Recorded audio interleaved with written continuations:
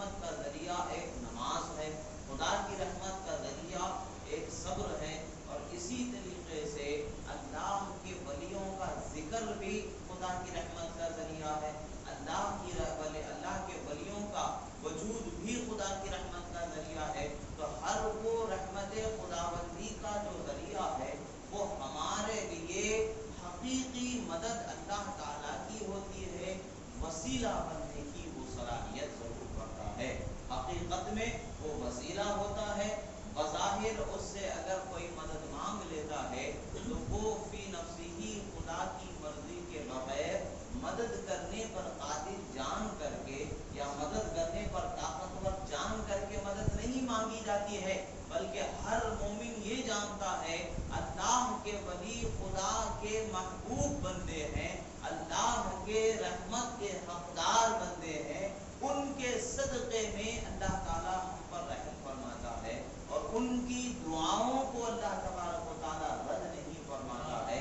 اسی عقیدے سے ہر مومن اللہ کے ولیوں سے اپنی پریشانیوں کا اظہار کرتے ہیں، بطور وسیلہ ان کو اپنے لیے رب تعالیٰ کی بارگاہ میں شفیع بناتے ہیں۔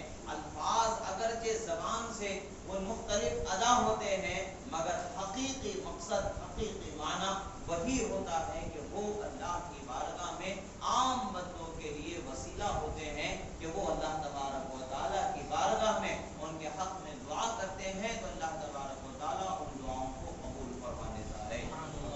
احادیث مبارکہ میں ہے کہ اللہ کے رسول صلی اللہ علیہ وسلم فرماتے ہیں اللہ کے کچھ ایسے بھی بندے ہیں جن کے بال گرد آلود ہوتے ہیں، لباس غبار آلود ہوتے ہیں، دیکھنے میں تو ایک عام سے انسان ضرور ہوتے ہیں، کوئی جاہ و منصب ان کو نظر نہیں آتا، مگر وہ اللہ کی قسم اٹھا لیتے ہیں تو اللہ تبارک و تعالیٰ ان کی بات کو ضرور پورا فرماتا ہے۔ یعنی وہ اللہ کی بارگاہ میں طلب کر لیتے ہیں تو یقیناً اللہ تبارک و تعالیٰ ان کی طرف کو پورا فرماتا ہے۔ یہ اللہ کے محبوب بندے ہوتے ہیں۔ محبوب بندوں کی یہ شان ہوتی ہے کہ اللہ تبارک و تعالیٰ ان کی دعاؤں کو رد نہیں فرماتا۔ ہم عام انسان گنہگار ہوتے ہیں، ہماری دعائیں قبولیت کے لائق نہیں ہوتی ہیں، مگر اللہ تعالیٰ اس کے محبوب بندوں کے صدق ہم پر رحم فرما دیتا ہے، کرم فرما دیتا ہے، یہ اس کا انعام ہے۔ اب یہ تو ایک تنبیہ ہے، اس کی وضاحت کے ساتھ اس کی ایک تفصیلی گفتگو ہوئی۔ اب حدیث میں جس طریقے کی ہمیں حاجت ہے دلیل کی، اسی طریقے سے یہاں پر گفتگو فرمائی گئی ہے۔ اللہ کے رسول صلی اللہ تعالی علیہ وسلم فرماتے ہیں، حدیث مبارکہ کو امام طبرانی نے معجم الکبیر میں روایت فرمایا ہے، اسی طریقے سے مسند ابو یعلا میں حدیث روایت کی گئی ہے، امام حیثمی نے بھی مجمع الزوائد میں اس حدیث کو ذکر فرمایا ہے، اور امام ابن حجر نے بھی شرح الاذکار میں اس کو ذکر فرمایا ہے، امام سخاوی نے بھی اس حدیث مبارکہ کو ذکر فرمایا ہے۔ اسی طریقے سے اور بھی حدیث کی کتابوں میں یہ حدیث مبارکہ کو ذکر کیا گیا ہے۔ یہ حدیث مبارکہ کی اسناد پر کلام کرتے ہوئے جو مقابل کے معتمد ترین عالم مانے جاتے ہیں ان کے نزدیک، جس کا نام البانی کے نام سے شہرت پاتا ہے، اس شخص نے بھی اپنی ایک تحقیقی کتاب جو خود ساختہ اس نے بنایا، یہ انہی لوگوں کے دلیل ہے، اگرچہ ہمارے نزدیک اس کی کوئی تحقیق کا درجہ نہیں رکھتی ہے، مگر ہاں جو اس پر اعتماد کرتے ہیں ان کے لیے ان کی دلیل ہے کہ اس نے بھی اس حدیث پر تحسین کا قول کیا ہے، یعنی یہ حدیث درجے حسن کو پہنچنے والی حدیث ہے۔ امام بزار نے بھی روایت فرمایا، امام ابو یعلا نے بھی روایت فرمایا، امام طبرانی نے بھی روایت فرمایا، اور جگہوں پر بھی حدیث مبارکہ کو ذکر کیا گیا ہے۔ حدیث مبارکہ کے الفاظ کیا ہیں؟ اللہ کے رسول صلی اللہ تعالی علیہ وسلم ارشاد فرماتے ہیں، امام طبرانی کے جو الفاظ ہیں وہ فرماتے ہیں، اگر کوئی چیز تم سے گم ہو جائے اور تم ایسی جگہ پر ہو جہاں کوئی تمہارا مددگار نہیں ہے، جہاں تم کسی کو اپنا مددگار نہیں پاتے ہو، تمہیں کسی کی مدد کی ضرورت ہے، ان تمام صورتوں میں اللہ کے رسول صلی اللہ تعالی علیہ وسلم فرماتے ہیں کہ اس بندے کو چاہیے کہ پکارے یا عباد اللہ اغیثونی،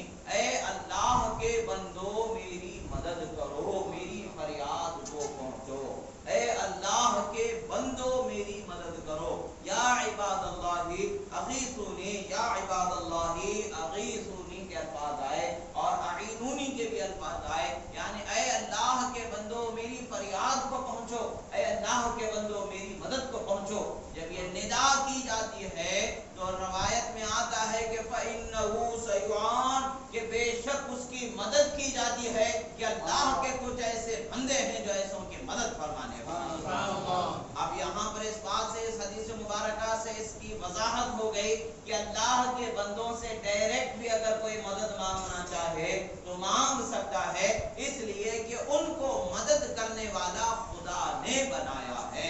खुदा के बनाने से मदद करने वाले हैं और खुदा की अता से वो मदद करने वाले हैं, खुदा की इजाजत और मर्जी से वो मदद करने वाले हैं। जिस तरह से मौत और हयात अल्लाह के हाथ में है, अल्लाह की मर्जी से रूह डालने वाला फरिश्ता जिस्म में रूह डालता है और अल्लाह की मर्जी से रूह निकालने वाला फरिश्ता रूह निकालता है और इंसान मौत के दरवाजे से गुजर जाता है। यानी मौत और हयात तो हकीकत में अल्लाह के हाथ की है, मगर जो अल्लाह की मर्जी से मौत से गुजारने वाले फरिश्ते इज़राइल अलैहिस्सलाम हैं, जो रूह निकालने वाले फरिश्तों के नाम से जाना जाता है, उनकी जिम्मेदारी ही यही है कि रूह निकालें, इसलिए कि खुदा ने उनको उस काम पर मामूर फरमाया है। इसी तरीके से अल्लाह के महबूब बंदों को अल्लाह तबारक व तआला आम बंदों की परेशानियों में उनके मदद करने की सलाहियत अता फरमाया है और उनको मदद करने वाला बनाया है।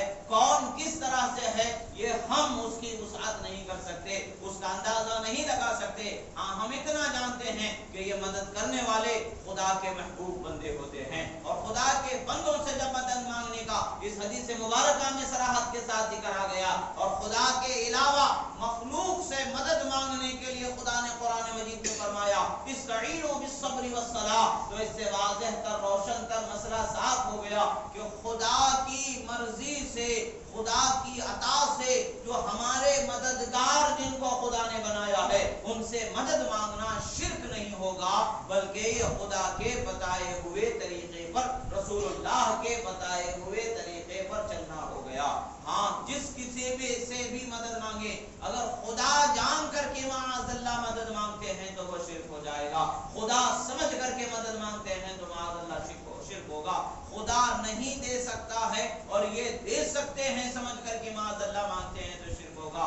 हाँ, इतना है कि खुदा की मर्जी है, अगर चाहे खुदा तो इनसे हमारी मदद हो जाती है, इस नीयत से अगर मांगा जाए तो जरूर वो शिर्क नहीं है और ये खुदा की बारगाह में हमारे लिए वसीला है। तब तो कोई मसला ही नहीं है, कोई वहां पर वबाल ही नहीं रहता है, कोई बात ही नहीं आती और उनको एतराज की राह भी नहीं आती है। ये दोनों चीजें अहादीस व आयात की रोशनी में हमारे सामने वाज़ेह तरीन मसला है कि ये हमारे लिए जो 1400 साल से लेकर के आज तक अहले इस्लाम का, ईमान वालों का, अहले हक का शेवा रहा है, वो यहाँ पर सादिर है, जाहिर है कि अल्लाह के महबूब बंदों को अल्लाह तबारक व तआला ने आम बंदों का मददगार बनाया है।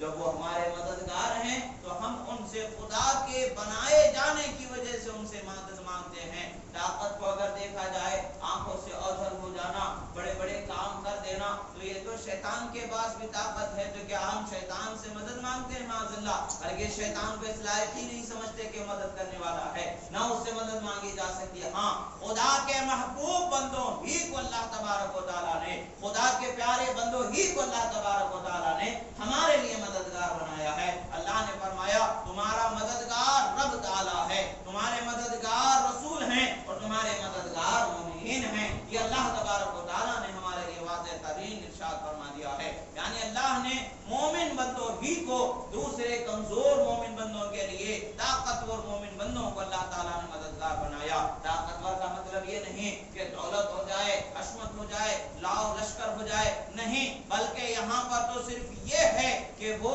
अल्लाह की रहमत उन पर खूब होती है। अल्लाह ताला उन्हें अपनी बारगाह का मुकर्रब बना लेता है, ऐसा मुकर्रब बना लेता है कि उनका नाम भी जहाँ कहीं आ जाता है खुदा की रहमतों का रसूल हो जाता है। अल्लाह के रसूल सल्लल्लाहु ताला अलैहि वसल्लम फरमाते हैं जहाँ कहीं भी अल्लाह के नेक बंदों का जिक्र किया जाता है रहमत खुदावंदी का नुज़ूल होता है। बता यही चलता है ज़वात मुबारकात मुकर्रब हैं ही, उनका जिक्र जहाँ हो जाए वहाँ रहमत का नुज़ूल हो जाता है और जहाँ खुदा की रहमत नाजिल हो जाती है वहाँ पर आसानियाँ का और परेशानियों से नजात का एक आलम जमा पैदा हो जाता है कि जिससे बंदा आसानी की जिंदगी गुजारता है। एक मर्तबा का हजरत गौसे आज़म रज़ी अल्लाह ताला अन्हु के ज़माने का एक वाक़या, आपके मुरीदों का एक वाक़या है कि आप एक जलीलुल क़द्र आलिम दीन थे। आप गौसे आज़म रज़ी अल्लाह ताला अन्हु के मुरीदों में आपका शुमार होता था। आप بعد جمعہ کی نماز کے بعد قبرستان میں زیارت قبور کے لیے آپ تشریف لے جاتے ہیں. راستے میں آپ نے دیکھا کہ ایک سانپ نظر آتا ہے, کالے رنگ کا سانپ آپ کو نظر آیا, آپ کے ہاتھ میں ڈنڈا تھا, آپ نے اسی ڈنڈے سے اس سانپ کو مار دیا اور اس کے کچھ دیر بعد جیسے ہوا کے اندر جس طریقے سے گھماؤ پیدا ہو جاتا ہے, جیسے سڑی گالی جس کو عرفی زبان میں کہا جاتا ہے, گھومنے والی ہوا کا جیسا چکر پیدا ہو جاتا ہے, ایسا ہی ایک چکر پیدا ہو جاتا ہے. کچھ دیر کے بعد میں وہ چکر اس عالم کو گھیر لیتا ہے, اس کے بعد لوگوں کی نگاہوں سے وہ عالم اوجھل ہو جاتے ہیں. 1 گھنٹے سے زیادہ وقت گزر جاتا ہے, اس کے بعد پھر وہ عالم ان شاگردوں کے سامنے جلوگر ہو جاتے ہیں, عمدہ لباس میں نظر آتے ہیں, اعلیٰ لباس میں نظر آتے ہیں. شاگردوں نے پوچھا حضرت معاملہ کیا ہے؟ کچھ دیر قبل تو آپ ہماری نگاہوں سے اوجھل ہو گئے تھے اور کچھ دیر بعد آپ آئے ہیں تو آپ کے جسم مبارک پر وہ لباس نہیں ہے جو لباس ہم نے آپ کو پہلے مسجد سے نکلنے کے وقت پر دیکھا تھا. آپ کے بدن پر, آپ کے جسم پر اعلیٰ لباس ہے, آپ کے جسم پر ایک عظیم الشان انعام یافتہ لوگوں کی علامت ظاہر کرنے والا انعام والا ایک خلہ ہے, عظیم لباس آپ کو پہنایا گیا ہے. معاملہ کیا ہے؟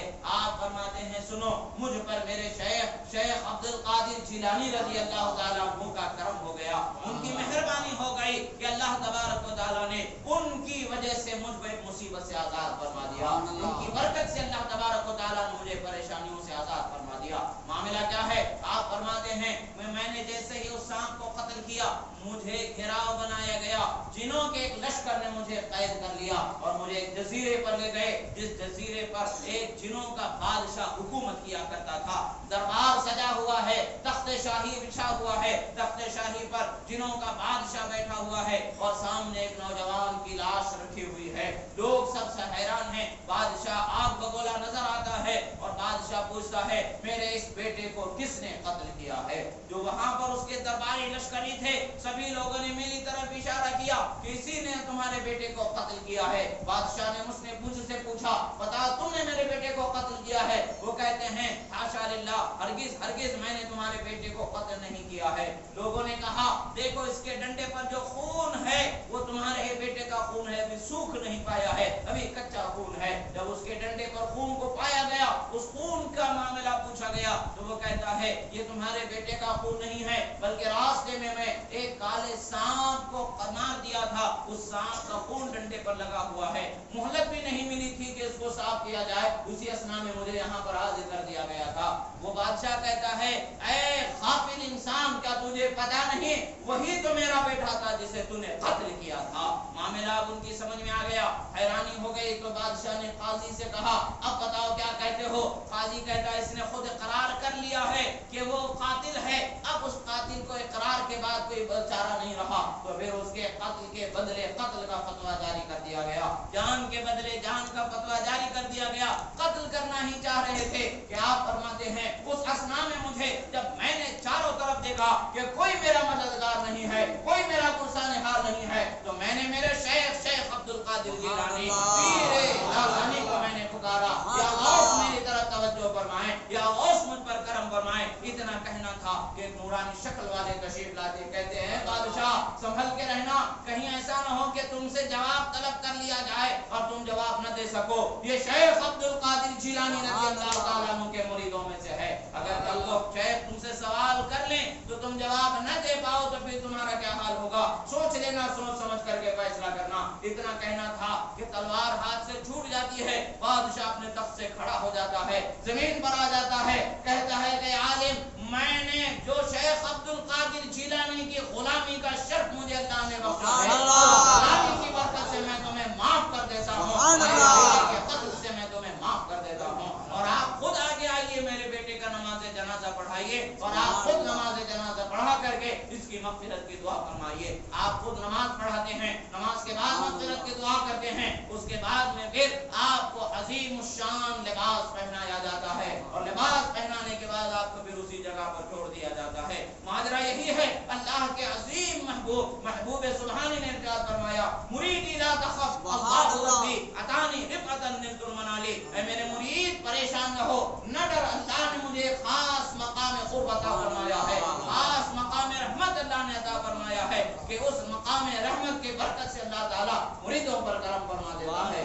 اللہ کے محبوب بندوں کی شان ہوتی ہے کہ ان کے نام کا ذکر جہاں جاتا ہے اللہ تبارک و تعالیٰ کی رحمتوں کا نزول وہاں پر ہو جاتا ہے. جب بندوں پر رحمتوں کا نزول ہوتا ہے تو پریشانیوں سے چھوٹنا ان کا مقدر بنا دیا جاتا ہے.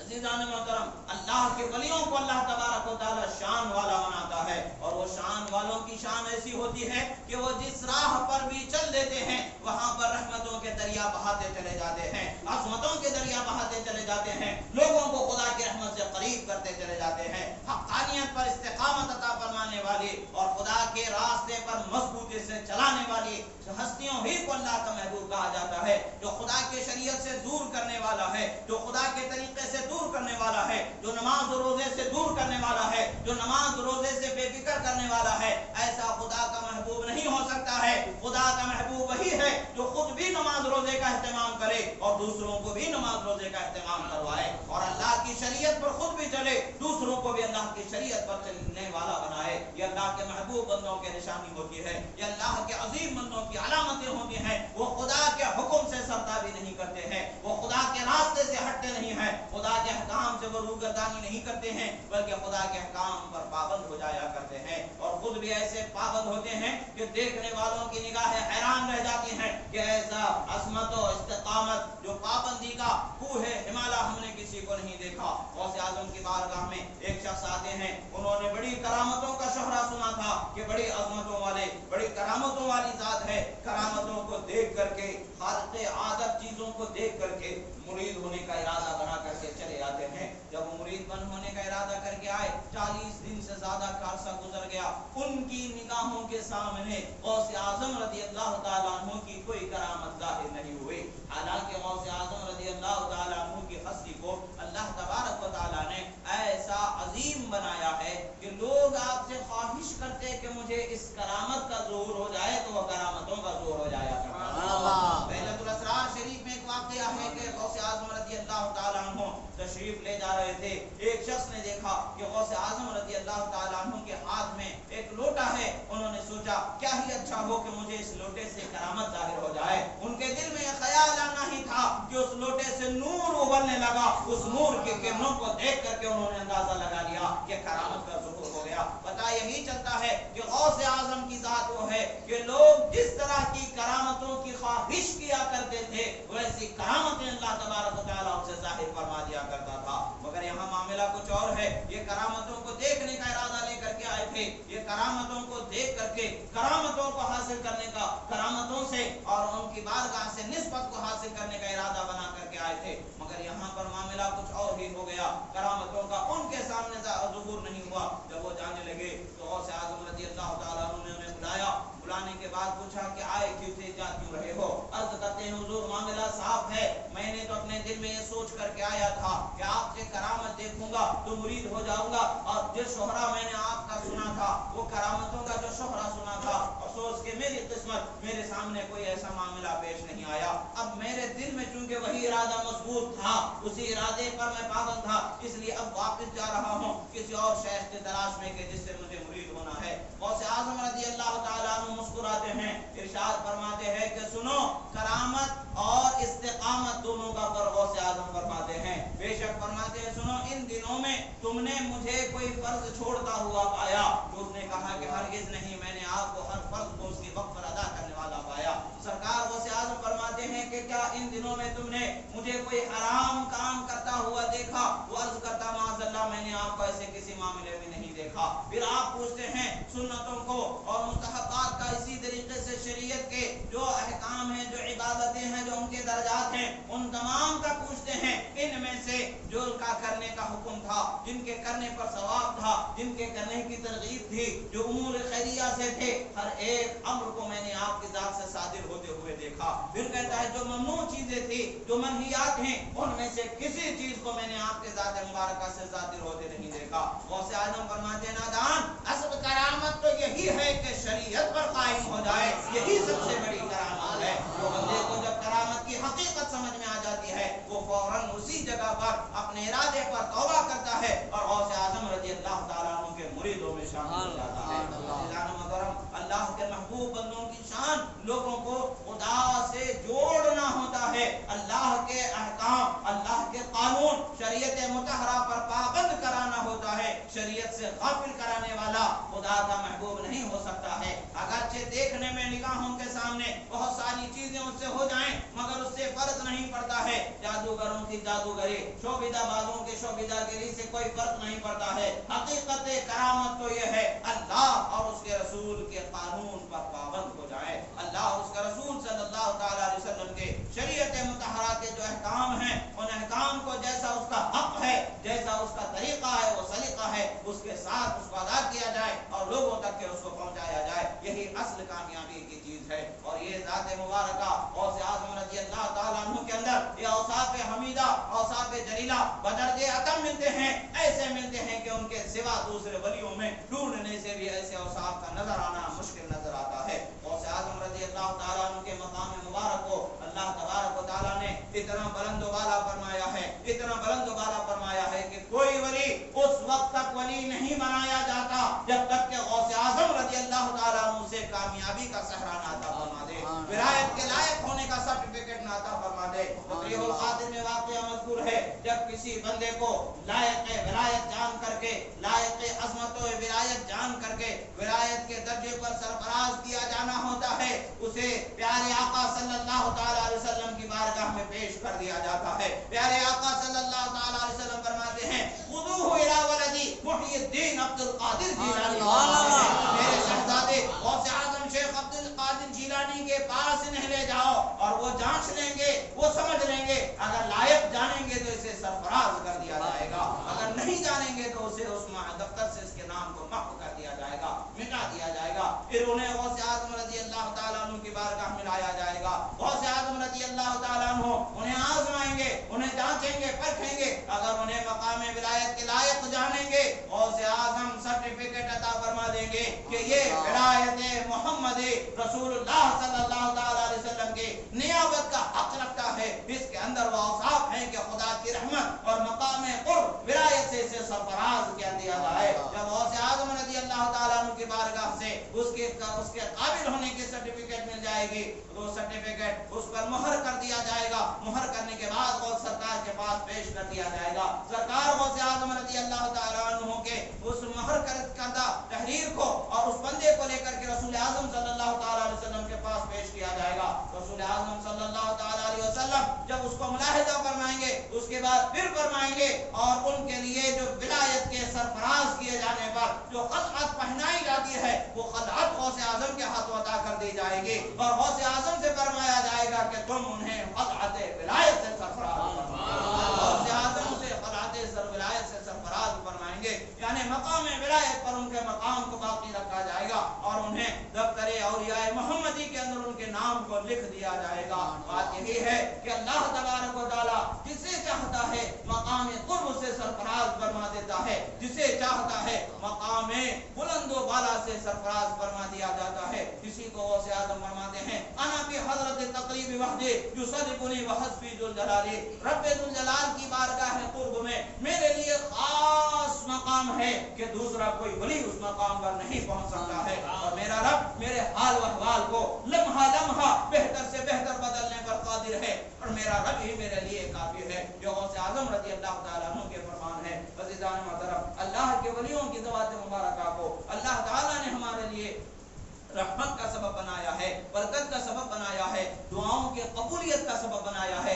ان کی برکتوں سے ہمارے پریشانیوں کو ٹلا دیے جانے والا ان کو شفیع بنایا ہے، وسیلہ بنایا ہے، ہمیں ان کو ہمارا مددگار بنایا ہے، اور ان کے وسیلے سے کی جانے والی دعاؤں کو اللہ تبارک و تعالیٰ ضرور قبول فرماتا ہے۔ یہی وجہ ہے کہ تمام حاجت مندان عالم اولیاء کاملین کی بارگاہوں میں اپنی پریشانیوں کو لے کر کے حاضر ہوتے ہیں اور انہیں خدا کی بارگاہ میں وسیلہ بناتے ہیں، انہیں شفیع بناتے ہیں، ان کی برکت سے اللہ تبارک و تعالیٰ ان کی حاجتوں کو دور فرما دیتا ہے، ان کی پریشانیوں کو دور فرما دیتا ہے، یہ خدا کی رحمت ہے۔ ہمیں اولیاء کی بارگاہوں میں بے ادب نہیں ہونا چاہیے بلکہ باادب ہونا چاہیے۔ بے ادب ہوں گے اپنے انجام کو پہنچیں گے، باادب ہوں گے رحمت کے حقدار ہو جائیں گے۔ اللہ نے فرمایا، حدیث قدسی ہے، من عاد لی ولیا فقد آذنتہ بالحرب، جو میرے ولی کے ساتھ برائی کا ارادہ کرتا ہے میں اس کے خلاف خلاف جنگ کا اعلان کر دیتا ہوں. یہ اللہ کے رسول صلی اللہ تعالی علیہ وسلم کے زمانے جو حدیث قدسی ہم تک پہنچی، اس سے ہمیں پتہ چلتا ہے اللہ کے ولیوں کا بہت بلند و بالا مقام اللہ کی بارگاہ میں ہے. یہی وجہ ہے کہ ان کے وجود سے ہماری پریشانیاں ٹل جاتی ہیں. ان کے بارگاہ کا ہمیں باادب رہنا چاہیے، بے ادب و گستاخ نہیں ہونا چاہیے. جتنے باادب ہوں گے اتنا خدا کی رحمت کا حصہ ہمیں ملتا چلا جائے گا. اللہ تبارک و تعالیٰ سے دعا ہے جو کہا گیا سنا گیا، کہنے میں سننے میں جو غلطی ہوئی اللہ تبارک و تعالیٰ اسے معاف فرمائے. جو حق و صحیح کہا گیا ہمارے سینوں میں محفوظ فرمائے. پروردگار ہمیں تیرے محبوب بندوں کا سچا وفادار فرما. پروردگار ہمیں تیرے محبوب بندوں کا باادب فرما. پروردگار بے ادبی و گستاخی سے ہماری حفاظت فرما. ہمارے گناہوں کو معاف فرما. جو پریشان حال ہوں مولا ان کی پریشانیوں سے نجات عطا فرما. جو قرضدار انہیں بارش قرض سے سلوک دوشی عطا فرما. جن کے گھروں میں جوان بیٹے بیٹیاں بھائی بہن غیر شادی شدہ ان کے شادیوں کے اسباب مہیا فرما. ان کا بہتر اور تابع مستقبل فرما. تمام مومنین مومنات کے رشتے ازدواج میں محبت مودت شفقت رحمت عنایت عطا فرما. پروردگار جہاں کہیں بھی دنیا میں مسلمان پریشان حال ہیں مولا ان کی پریشانیوں سے نجات عطا فرما. بیمار ہے انہیں شفا کاملہ واجر عطا فرما. مظلوم ہے مولا ان کی مدد فرما. ظالموں کو نیست و نابود فرما. پروردگار ہمارے اور ہمارے دین و ایمان و عقیدے کی حفاظت فرما. ہمیں اور ہماری آنے والی نسلوں کو قیامت تک کے سچے عقیدے پر قائم دائم فرما. اقول قولی ھذا